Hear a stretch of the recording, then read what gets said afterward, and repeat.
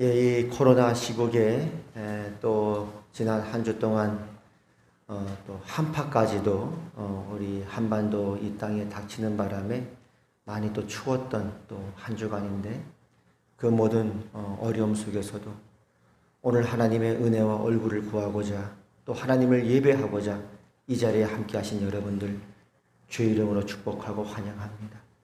또 영상을 통해 함께 각 가정에서 마음으로 함께 또 예배드리는 여러 우리 화평 식구들, 믿음의 성도님들 주의 이름으로 환영하고 또 사랑하고 축복합니다. 잘 오셨습니다. 그 얼마 전에 그 유퀴즈라고 하는 프로그램을 제가 종종 보는데요. 그 유재석 씨하고 조세호 씨가 이제 프로그램을 진행하고 또 일상을 살아가는 사람들 아니면 특별히 좀 이슈가 됐던 사람들이 있으면 그 사람들을 초청을 해서 사는 이야기도 듣고 또 퀴즈 문제도 내고 맞추면 상금도 주고 하는 그런 프로그램이 있습니다.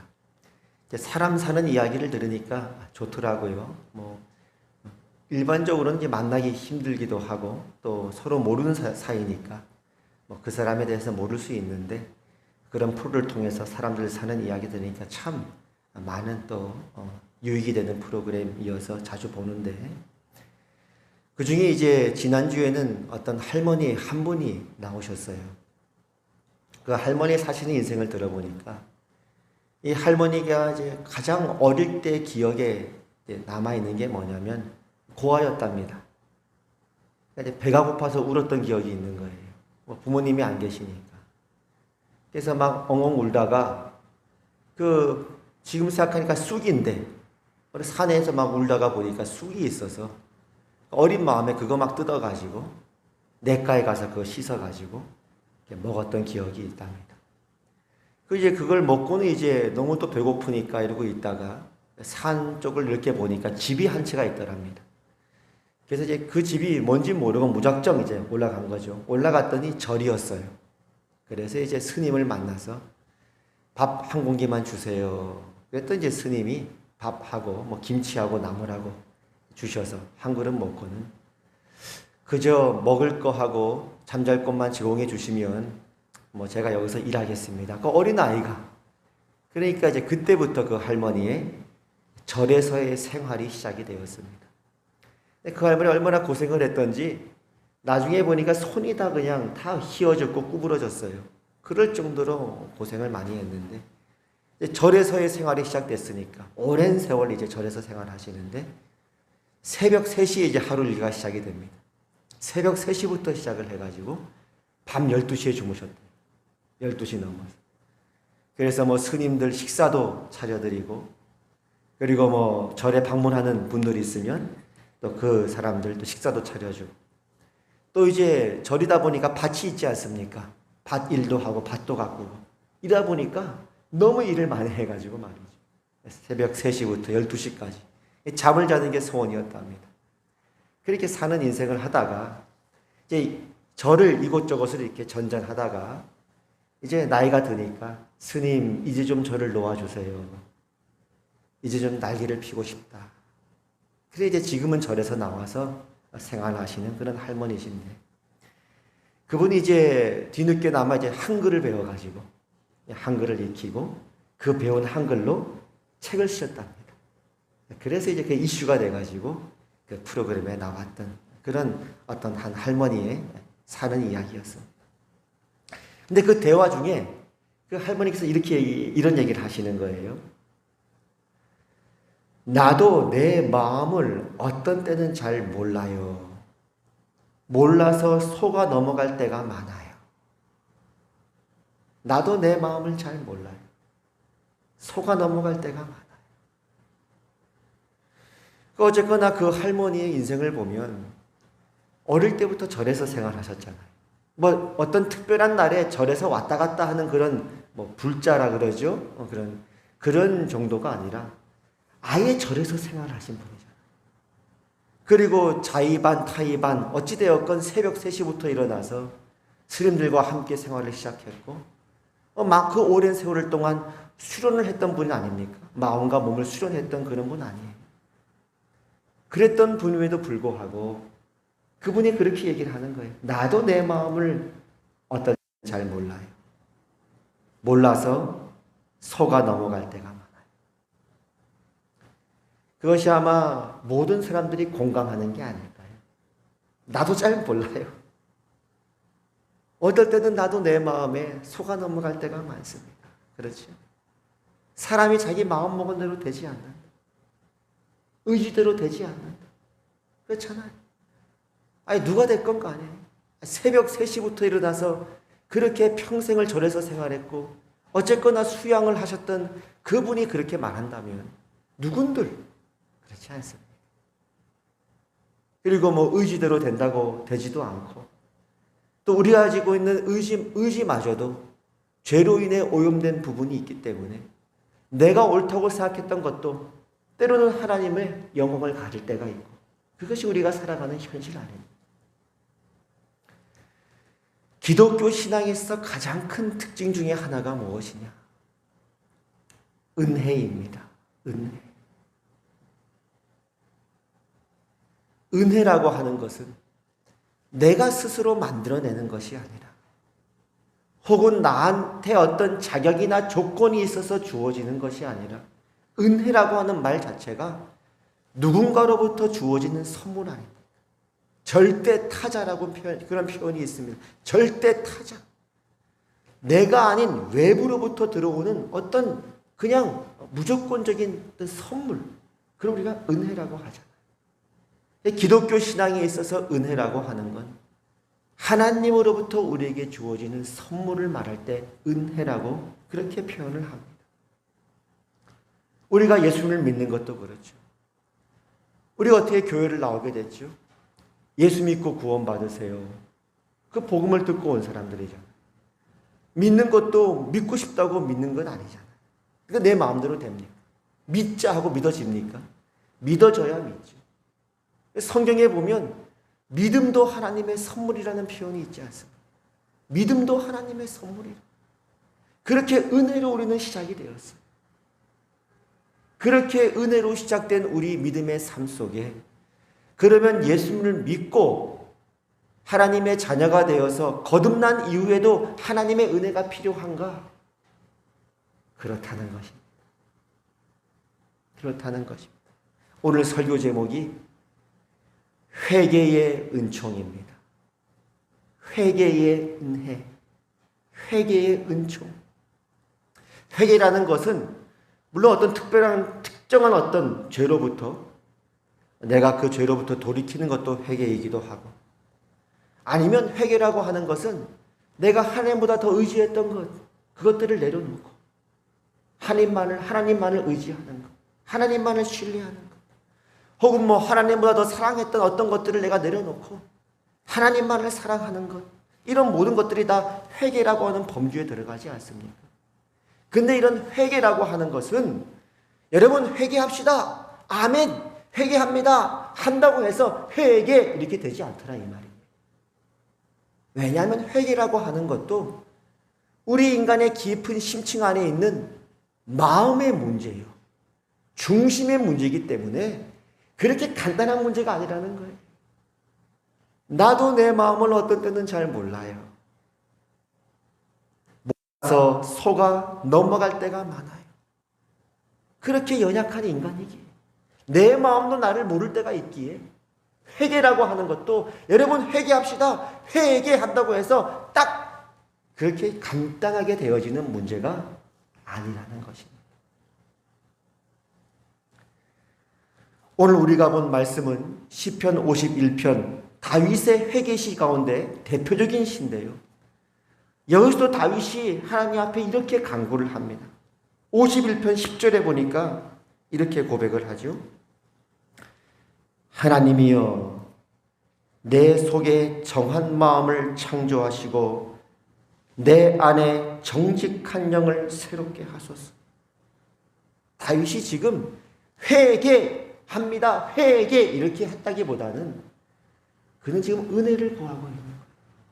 하나님 내 속에 정한 마음이라고 하는 건 깨끗한 마음입니다. 그 마음을 내가 만들어낼 수가 없습니다. 내 마음도 나도 모르니까. 연약한 자니까. 하나님, 내 속에 깨끗한 마음을 창조하여 주시옵소서. 하나님은 창조주 하나님이십니다. 말씀으로 온 세계를 만드시고 나를 창조하신 하나님이십니다.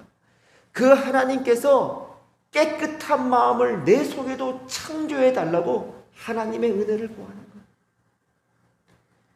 그리고 또 정직한 영을 새롭게 해달라. 이 정직한 영이라고 하는 건 두 가지로 해석이 가능한데요.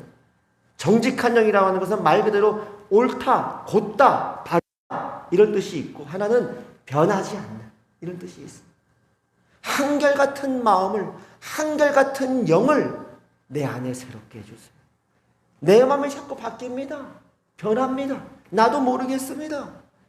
내 안에 깨끗한 정결한 마음을 창조해 주시고 변치 않는 마음을 새롭게 하여 달라고 하나님의 은혜를 구하고 있는 다윗의 기도를 우리가 보게 되어지는 것입니다. 그렇다면 오늘 다윗은 이렇게 회개의 은혜, 오늘 설교 제목으로 한다면 새 마음, 새 영, 하나님만을 찾고 하나님만을 사랑하고 하나님만을 의지하고 신뢰하는 하나님과 나와의 관계, 그 관계의 회복을 위해서 그가 은혜를 구하고 있는데, 그러면 반대로 하나님께서 은혜 주시기를 거절한 그런 사람들이 있느냐 하는 거예요. 성경에 보면 있다는 거예요. 하나님께서 그런 은혜 베풀기를 거절한 경우를 뭐라고 주로 표현하냐면 그 마음이 완악한 대로 그냥 내버려 두셨다 이렇게 표현해요. 대표적으로 애굽의 바로왕이 있습니다. 하나님께서 애굽의 그 바로왕의 마음을 완악한 마음대로 그냥 내버려 두셔서 끝까지 이스라엘을 추격하게 하심으로써 하나님은 홍해를 가르시고 하나님의 영광과 권능을 나타내는 그 일을 하셨다. 그런 사건을 배경으로 두고 로마서 9장에서는 이렇게 말씀하십니다. 성경이 바로에게 이르시되 내가 이 일을 위하여 너를 세웠으니, 바로를 세웠다고 말씀하신 하나님께서 왜 그렇게 세우셨느냐? 곧 너로 말미암아 내 능력을 보이고 내 이름이 온 땅에 전파되게 하려 함이라 하셨으니 그런즉 하나님께서 하고자 하시는 자를 긍휼히 여기시고, 하나님께서 어떤 사람에게는 은혜를 베풀어 주셔서 회개하게 하시고 그 굳은 마음을 제해 주시고 부드러운 마음을 주시고 하고자 하시는 자를 완악하게 하시느니라. 어떤 사람은 그냥 완악한 대로 내버려 두셔서 하나님께서 그 사람의 마음을 완악하게 만들었다는 것이 아니라 그 사람이 원래 완악한 마음을 갖고 있는데 그냥 그것을 내버려 두셔서 은혜 베풀기를 거절하신 사람이 있다. 그러니까 여러분, 오늘 설교 제목이 뭐라고요? 회개도 하나님의 은혜라는 거예요. 사무엘상에 보면 엘리라고 하는 제사장이 나오잖아요. 그 제사장의 그 두 아들이 악행자였어요. 악한 행동을 했던 그 두 아들인데, 성경의 기록에 의하면 사람들이 이제 제물로 고기를 갖고 오잖아요. 그럼 보통 제물을 드리면 그 제사장의 몫이 있고, 제물을 드린 후에 아니면 그 제사를 드리는 사람의 몫이 따로 있어요. 그러니까 서로 그걸 나누게 되어지는데, 이 두 아들들은 그냥 아무거나 그냥 갈고리를 찝어다가 아무거나 다 갖는 거예요. 자기가 갈취를 해버리는 거예요. 그러기도 하고, 아니면 하나님께 그 고기를 제물로 태워드린 다음에 하나님께 드리는 제물이 있고 나머지 부분은 또 제사장이 갖기도 하고 하는데, 그냥 제물을 태우지도 않았는데 날것 그냥 달라고, 날고기 달라고, 그래서 그냥 그 고기채로 그냥 가져오고 그런 악행을 행했단 말이에요. 그러니까 뭐 말이 안 되는 행동을 하죠. 그러니까 성경에는 뭐라고 나오냐면 이 두 아들이 여호와의 제사를 멸시했다라고 얘기해요. 근데 그 악에 더하여서 심지어는 회막에서 그 수종드는 여인들과 동침까지 했다 그래요. 그러니까 당연히 엘리 제사장이 그 두 아들을 꾸짖게 되죠. 그렇게 하지 말아라. 소문이 안 좋다. 왜 그러느냐? 그랬더니 거기에 대한 두 아들들의 반응을 이렇게 기록하고 있습니다. 그들이, 그 두 아들들이 자기 아버지의 말을 듣지 아니하였으니. 왜 회개하지 않았다고요? 왜 듣지 않았다고요? 이는 여호와께서 그들을 죽이기로 뜻하셨음이더라. 하나님께서 은혜 베풀기를 거절하셨고 그냥 그들의 완악한 마음대로 내버려 두셨다.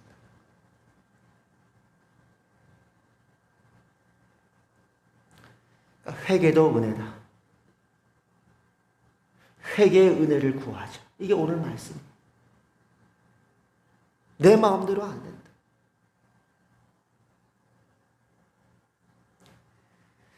창세기에 보면 소돔과 고모라가 멸망하지 않습니까? 이제 곧 하늘에서 유황불이 떨어지게 생겼으니까 롯이 막 그 성을 빠져나가면서 그 두 사위한테 얘기합니다. 빨리 이 성을 떠나라. 근데 이렇게 기록되어 있어요. 롯이 나가서 그 딸들과 결혼할 사위들에게 말하여 이르기를 여호와께서 이 성을 멸하실 터이니 너희는 일어나 이곳에서 떠나라 하되 그의 사위들은 농담으로 여겼더라.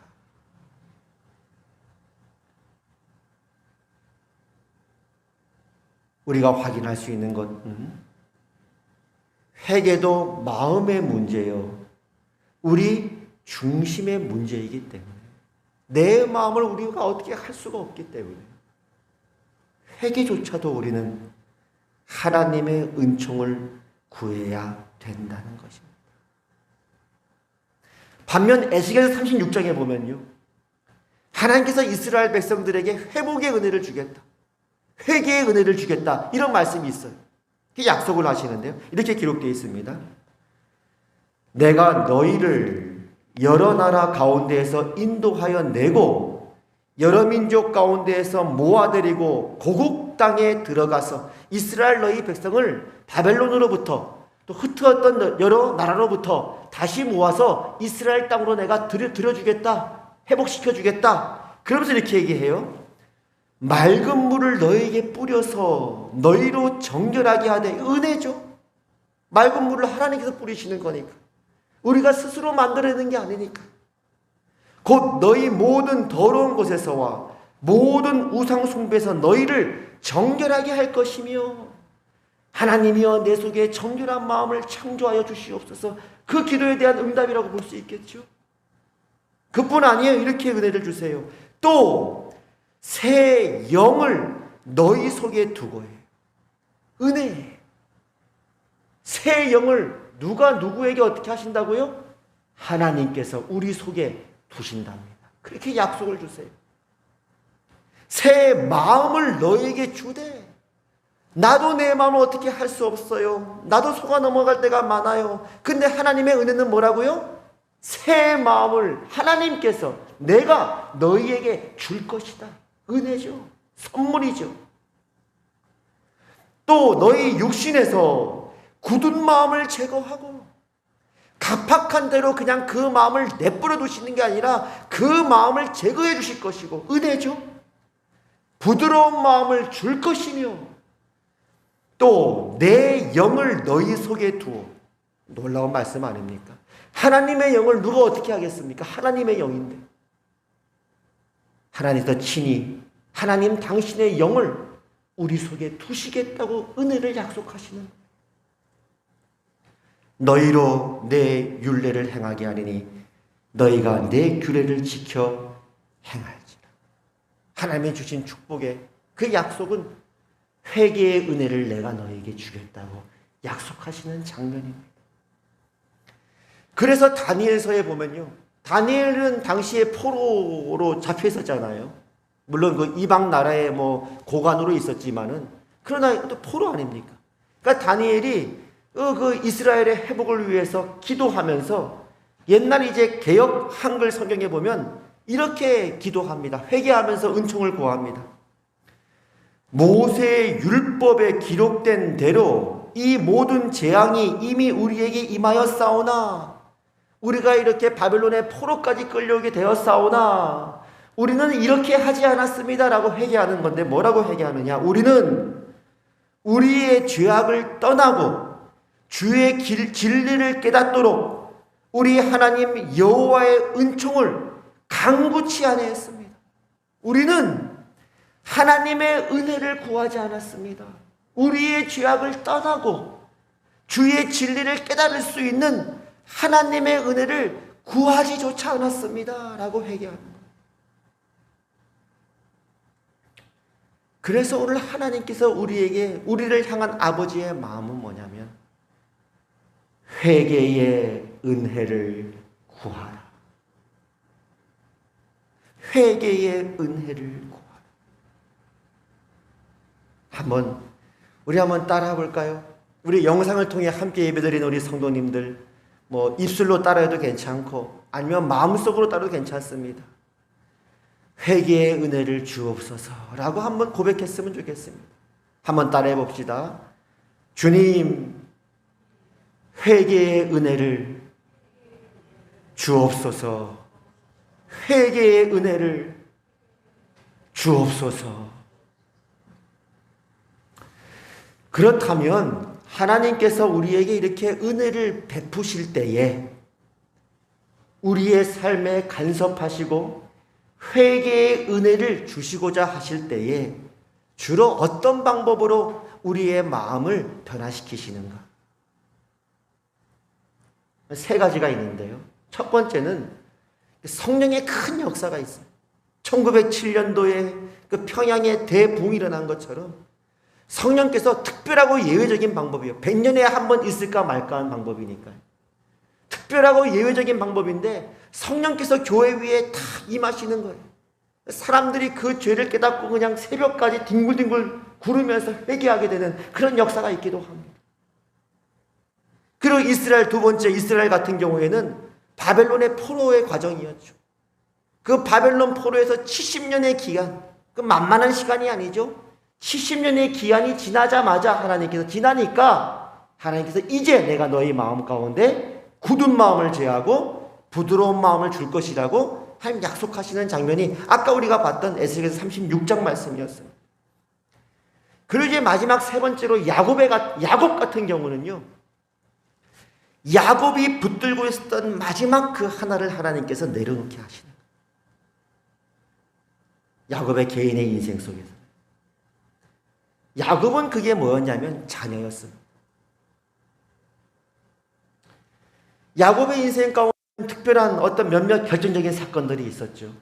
예를 들어 형 에서를 속이고 그리고 삼촌 라반의 집으로 도주하면서 길에서 노숙하지 않습니까? 그때 베델에서 하나님께서 꿈에서 만나주시잖아요. 꿈에 보니까 사닥다리가 하늘과 땅을 이어 있고 사닥다리에 그냥 하나님의 천사들이 오락내리락 하면서 하나님 약속해 주시잖아요. 내가 너와 함께 할 거고 내가 너를 지켜줄 거고 내가 너를 다시 이 땅을 돌아오게 할 것이다. 내가 그때까지 너를 떠나지 않겠다. 나는 너의 할아버지 아브라함, 너의 아버지 이삭의 하나님이다. 그 사건이 있잖아요. 이삭에게는 결정적인 사건이었죠. 그 두 번째로 그렇게 삼촌 라반의 집에 가서 20년을 산 후에 다시 고향으로 돌아오는데 형 에서가 400명의 군사를 거느리고 온다 그러니까요. 야복강에서의 사건이 있었습니다. 하나님께서 하나님의 천사를 보내셔서 야곱과 씨름하게 하시고 야곱의 한돛뼈를 하나님께서 부러뜨리십니다. 야곱이 결국은 하나님 당신이 나에게 축복해 주지 않으면 가게 할 수 없습니다라고 매달리게 되죠. 야복강 사건입니다. 그 야곱 인생의 세 번째 결정적인 사건은 뭐냐면 제가 이제 보기에는 요셉의 죽음이었어요. 물론 나중에 보니까 요셉이 살아있는 걸 알았지만 그 당시에는 요셉이 죽었다는 소식을 들었으니까 큰 충격이었죠. 요셉의 죽음이었어요. 그런데 이제 야곱의 인생에서 제가 개인적으로 봤을 때 가장 결정적인 하이라이트가 있어요. 야곱은 참 파란만장한 인생을 살았고 여러 결정적인 사건들이 많았거든요. 근데 그 중에 가장 마지막 하이라이트가 있는데요. 한 번이 이제 요셉이 애굽의 총리가 됐잖아요. 아버지 야곱은 전혀 생각도 못하고 있고 죽은 줄 알았고 형들도 몰랐고 형들은 팔아버렸으니까 애굽의 노예로. 애굽의 총리가 돼 있었는데 야곱이 살던 땅에 기근이 크게 일어납니다. 그러니까 이제 양식을 구하러 이제 아들들을 보내거든요. 근데 이제 양식을 구하러 아들들 몇 명을 보내냐면 10명을 보냅니다. 야곱의 아들이 12명이거든요. 근데 왜 10명일까요?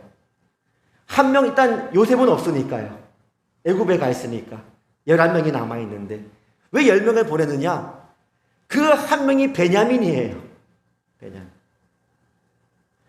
그럼 왜 야곱이 베냐민을 안 보냈느냐?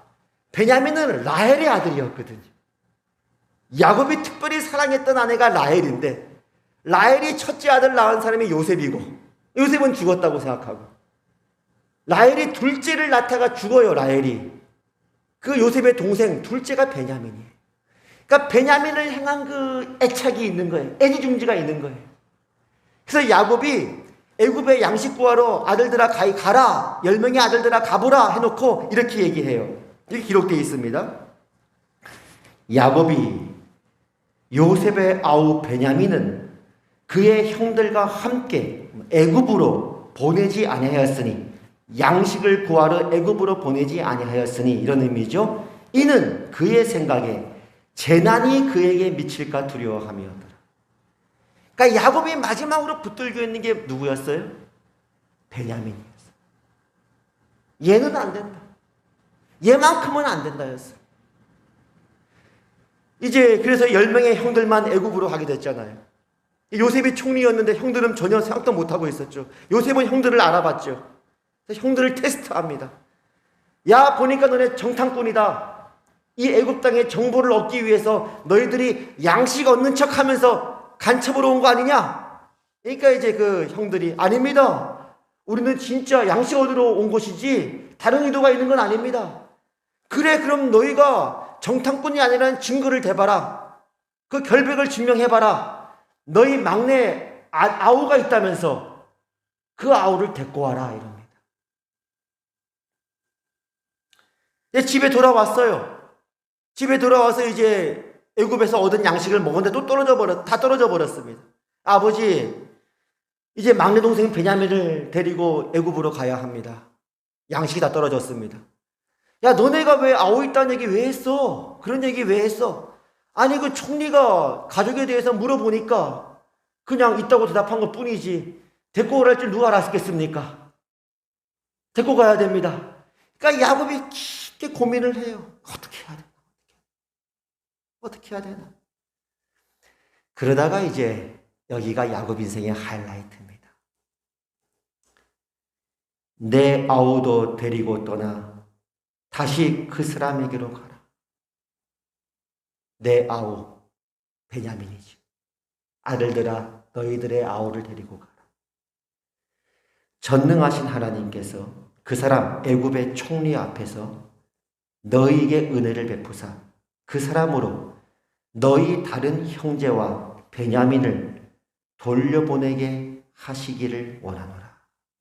여기도 야곱이요, 베냐민을 구분하고 있어요. 너희 다른 형제와 베냐민이니까. 베냐민은 특별한 존재였어. 절대 놓아서는 안 되는 야곱의 마지막 붙들고 있는 거였어요.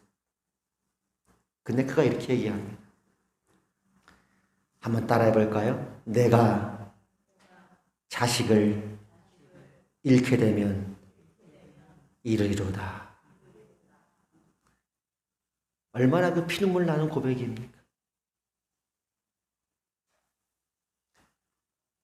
야곱이 여기서 항복을 하게 된 것입니다. 평생 속이는 자로, 약탈하는 자로 살았던 야곱의 인생 속에 야곱의 은혜가 뭔지 압니까? 고생이 없는 게 은혜가 아니었어요. 야곱의 축복은 하나님은 야곱을 포기하지 않았다는 거예요. 바로는 내버려 뒀어요.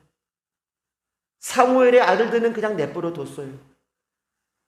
야곱은 내버려 두지 않으셨어요.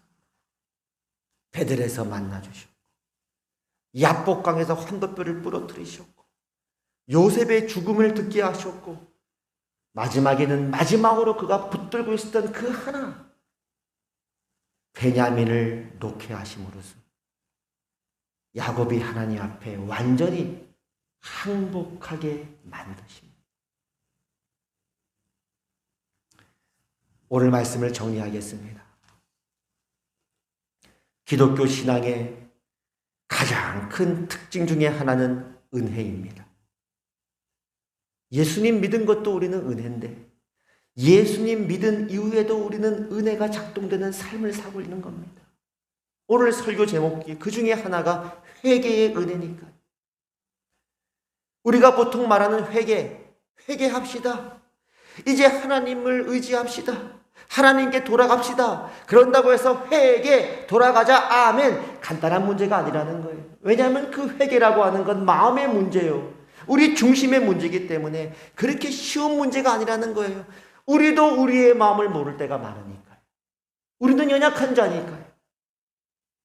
그런 우리를 향해 하나님께서는 끊임없이 우리의 생애 가운데 하나님의 은혜로운 간섭이 있는 것입니다. 때로는 성령의 큰 역사를 통해서, 특별하고 예외적인 어떤 그런 역사를 통해서, 때로는 이스라엘이 바벨론의 포로로 끌려가는 것 같은 그런 사건을 통해서, 때로는 야곱처럼 내가 마지막으로 내 인생에 붙들고 있는 그 무엇을 내려놓게 하심으로써 하나님께서는 우리가 하나님 앞에 바짝 엎드리고 하나님만을 구하고 찾는 자가 되기를 우리를 빚고 계신다는 사실입니다. 요즘 수요 예배 때 요엘서를 말씀을 보고 있는데 요엘서 말씀이 그거거든요. 울며 하나님께 돌아가자. 근데 그게 간단합니까? 지난 수요 예배 때 그런 설교했어요. 여러분, 우리가 이번 한 주 동안 한 끼도 좋으니까 가능한 분은 금식하시고 율법적으로 억지로 하라는 얘기가 아니라 마음이 내키는 분들, 그리고 혹시 금식이 안 되더라도 시간 내서 기도합시다. 저도 그래 놓고는 이제 설교를 했으니까 저도 한 끼 금식을 했어요. 근데 금식한다고 됩니까? 내 마음이 그렇게 돼요? 밥 안 먹을 수는 있어요, 한 끼. 내 마음을 어떻게 할 수가 없잖아. 그런다고 옛날처럼 하나님을 찾고 구하게 됩니까?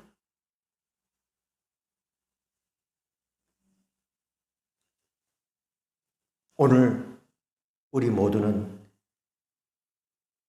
이러한 회개의 은혜를 하나님 앞에 구하십시다.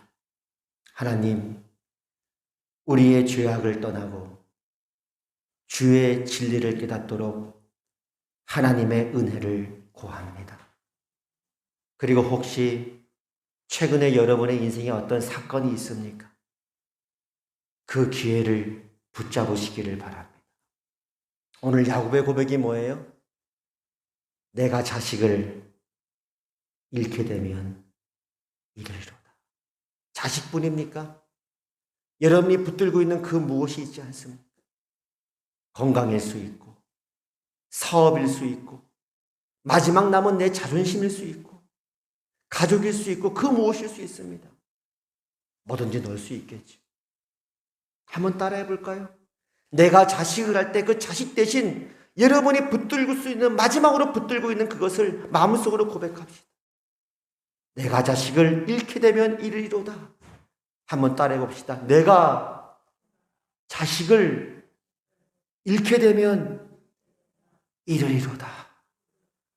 그 밑바닥에서 다시 하나님의 은혜를 구하고 하나님의 얼굴을 간구했을 때 어쩌면 우리는 새 날을 맞이하게 될지도 모릅니다. 오늘 말씀을 정리합니다. 회개도 은혜다. 회개의 은혜를 구하라. 최근에 어떤 계기가 있습니까? 그 기회를 놓치지 마십시오. 요엘서 말씀의 약속의 말씀입니다. 그때 여호와께서 자기의 땅을 극진히 사랑하시어 그의 백성을 불쌍히 여기실 것이라. 여호와께서 그들에게 응답하여 이르시기를 내가 너희에게 곡식과 새 포도주와 기름을 주리니 너희가 이로 말미암아 흡족하리라. 아멘. 이 시간 우리 목마른 사슴 하나님 앞에 우리의 고백 올려드리겠습니다.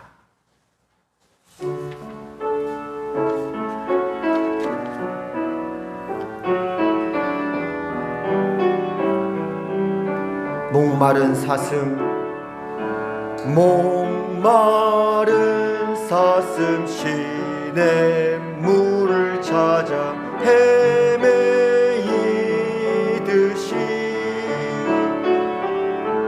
내 영혼 주를 찾기에 갈급하나이다.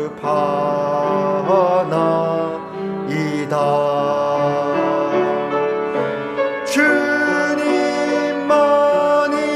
나의 힘, 나의 방패, 나의 참 소망. 나의 몸 정성 다 바쳐서 주님 경배하. 금보다 귀한 나의 주님, 금보다 귀한 나의 주님, 내게 만족 주신 주. 당신만이 나의 기쁨, 또한 나의 참 보배. 주님만이 나의 힘, 나의 방패, 나의 참 소망. 나의 몸 정성 다 바쳐서 주님 경배합니다.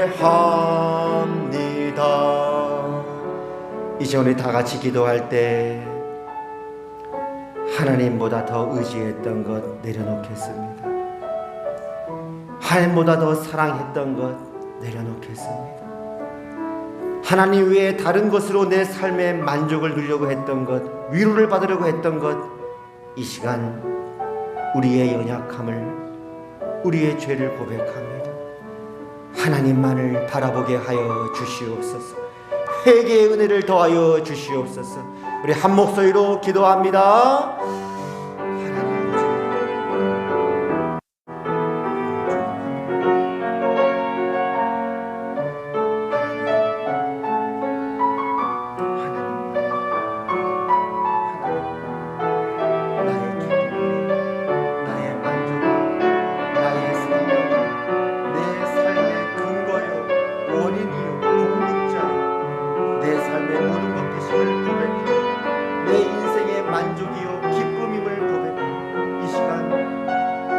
하나님 외에 다른 것으로 만족을 찾으려고 하여, 하나님 외에 다른 것으로 내 삶을 지탱하려 했던 이 모든 우리의 우상들을 주님 앞에 고백하며 이 시간 주님의 얼굴을 보아오니 우리에게 은혜와 자비를 더하여 주시옵소서.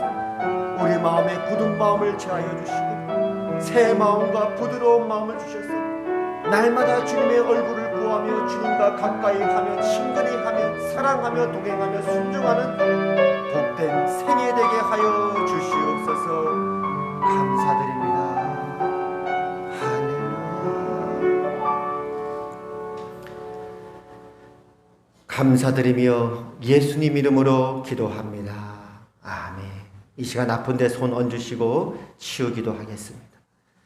나사렛 예수 그리스도 이름으로 하나님의 나라가 이곳에 임하였음을 선포합니다. 이 시간 예수 그리스도 이름으로 명령하노니 우리 성도들의 몸 안에 있는 모든 질병들, 약한 것들 예수 그리스도 이름으로 명령하노니 너희는 깨끗이 회복되어질지어다. 이제는 우리 주 예수 그리스도의 은혜와 하나님 아버지의 그 크신 사랑과 성령 하나님의 감화, 감동, 교통, 위로 역사하심이 우리를 그냥 내버려 두지 아니하시고 끊임없는 은혜의 간섭과 사랑으로 회개의 은혜로 우리를 부르시고 초청하시는 하나님의 백성된 자녀들에게 모든 믿음의 성도들을 위해 하나님 외에 다른 것을 더 의지했고 다른 것으로 만족을 누리려 하였고 다른 것들을 더 사랑했던 우리의 우상들을 고백하오니 주님만을 사랑하게 하여 주시옵소서. 고백하는 그 입술들 위에 이제부터 영원까지 항상 함께 하시기를 주님의 이름으로 축원하옵나이다.